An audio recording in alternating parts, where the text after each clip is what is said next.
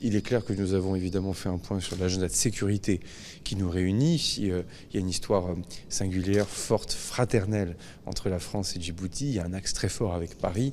Il n'en demeure pas moins que nous avons quand même des enjeux de sécurité à relever. En matière de lutte contre le terrorisme, le président de la République s'était parlé au téléphone ce week-end. Là, on a pu encore affiner un peu les choses. On va lancer des équipes techniques, notamment militaires, pour affiner un certain nombre de besoins dans les semaines qui viennent.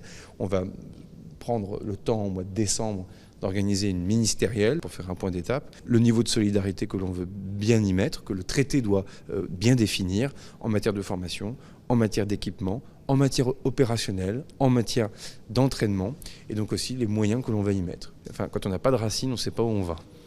Il y a parfois des forces qui sont présentes ici, mais c'est récent. Nous, il y a une histoire, mais la réalité, c'est qu'il y a de la profondeur. Et cette profondeur affective, cette profondeur de géographie, cette profondeur d'histoire, elle est clairement dans le cœur des Français. Et encore plus dans le cœur des militaires, quel que soit leur grade, qui ont servi ici à Djibouti. Et j'ai ressenti d'ailleurs dans le cœur et dans le regard des militaires ici la même affection et la même volonté de relever les différents défis que nous avons ensemble.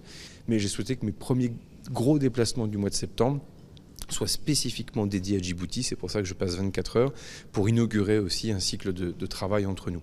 Donc il y a de l'affection, il y a de l'histoire, mais il faut aussi créer désormais une actualité et aussi parler un peu d'avenir. Et c'est ce qu'on a commencé à faire ensemble ce matin.